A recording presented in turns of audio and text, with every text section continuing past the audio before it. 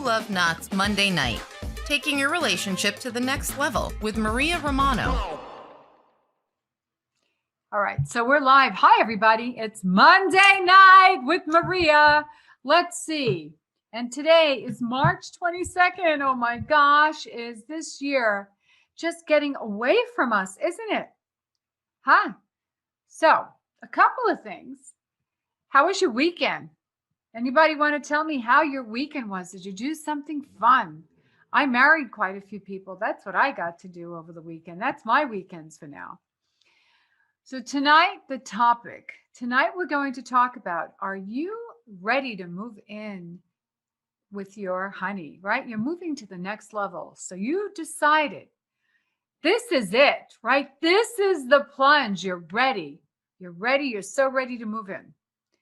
Well, there's a couple of things I'd like to cover if you're thinking about it, to just give you some food for thought. Okay? So some food for thought. So let me get my glasses on here because I have my notes. All right. So let's talk about what you shouldn't do. Okay. First of all, what you shouldn't do is you need to really soul search and not rush into moving in together. There are many people that I know that I've come across in my lifetime, even before I got involved with coaching people, dating, and even people that I wound up marrying, is how long do you two really know each other? And how much time have you spent together? Now, some of you have been quarantined together, completely different situation. But if you just met somebody not too long ago, and you're looking for that comfort and you like that security, that's great. But remember, when you make that plunge, you're really uprooting yourself. And depending upon what point you're at in life, maybe your children are out of the house and you're ready to move in with somebody, or maybe you still have children living with you. So you need to make sure that you are not rushing into moving in together.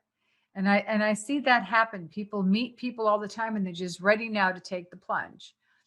So you really need to soul search and think about that, because maintaining your identity, your status, and we used to say in my world, is you always want to have control of the pink slip.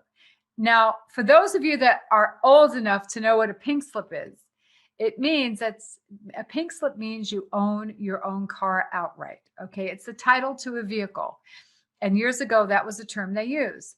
And it's a term that people will use frequently that are in my age category, maybe not in many of your age categories, where you're giving up your pink slip if you're moving in with somebody, because you always want to maintain your dignity and your self-worth. Okay, depending upon what the situation is. You don't want to move in with somebody because you need to be supported by someone. That's the worst. That is the worst situation. You know what? Go find a relative, go find a friend before you resort to doing that, because that will positively ruin the relationship. You don't want to be dependent or codependent. So those are the questions you need to ask yourself. Okay, now, how many of you have been in a relationship? And I know I had a dear friend share this with me, and I went through this several years ago. That's why the relationship worked, where you had somebody and they kept coming over and spending the night. And before you know it, they had their clothes, more of their toiletries, and maybe they had their golf clubs or whatever it is, or their exercise equipment. And before you know it, their pets are there all the time, where they just slowly start cohabitating, right? Just like a turtle. Have you been in that situation? How does it make you feel? It wouldn't make me feel, it didn't make me feel good. I've got to tell you that. I felt like this person was invading my privacy in some respects without being courteous enough to say, hey, do you mind if I, bring this over here, so on and so forth. And I know a dear friend of mine, she went through that with somebody that she was in a relationship for a while. And she said, before you know it, he just took advantage of the situation. So don't take advantage of a situation.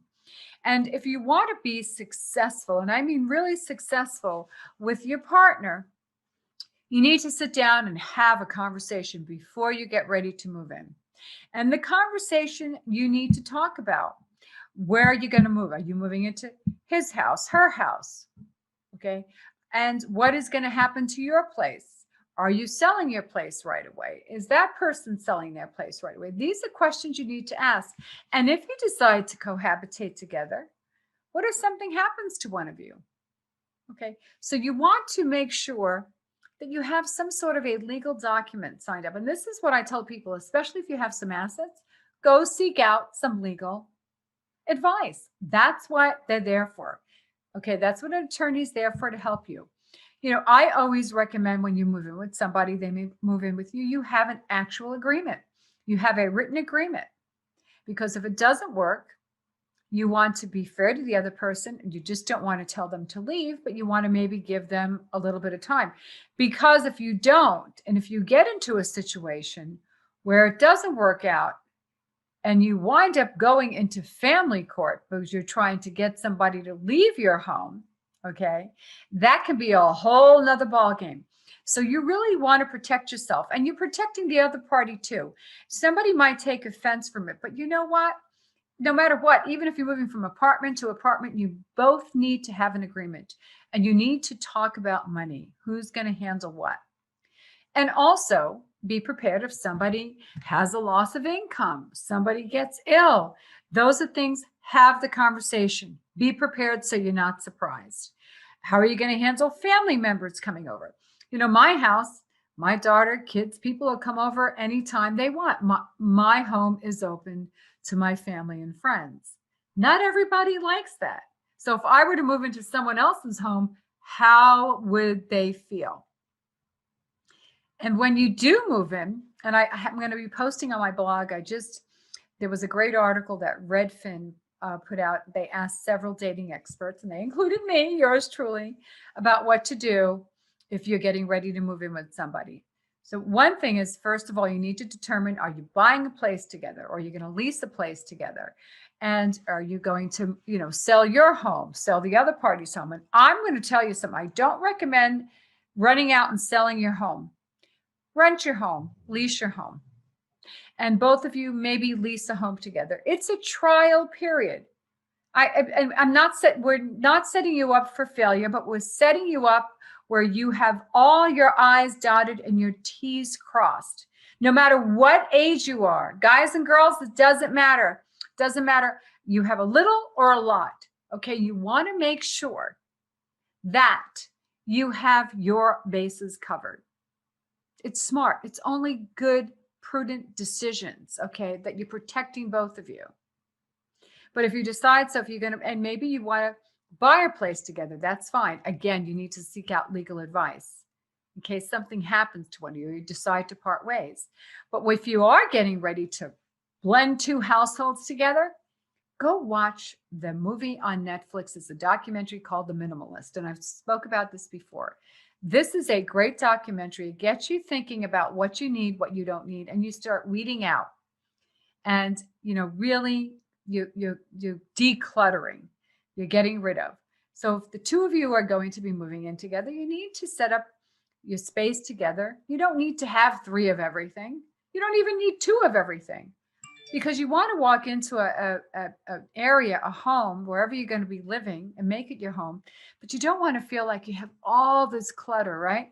And you need to discuss how you each like to live. Some people, my late husband, he used to love stacking his stuff in the office.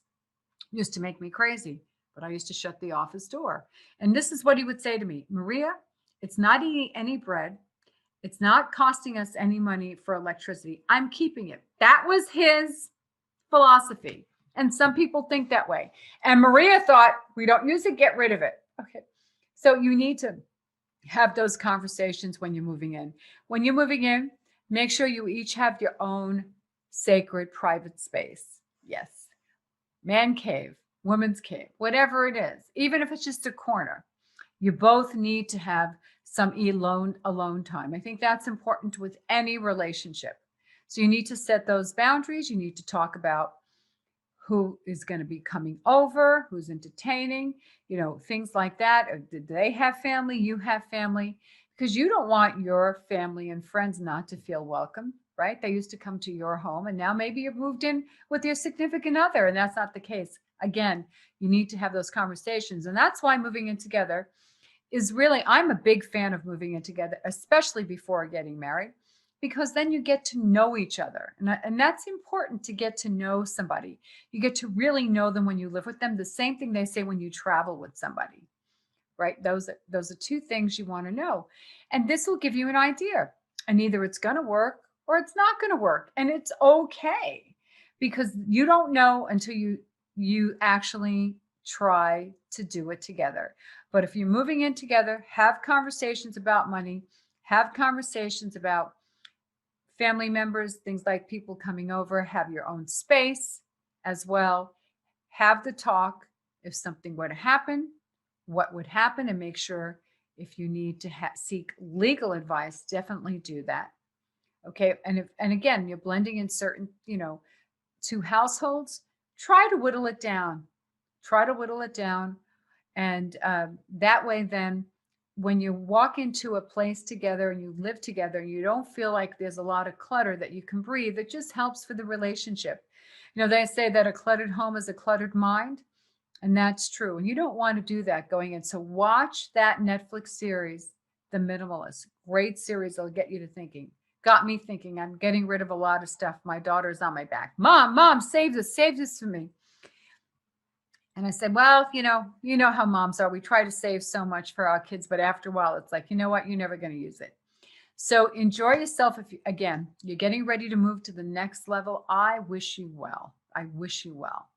And do so. Just make sure that you protect yourself, each other. It's just healthy for the relationship.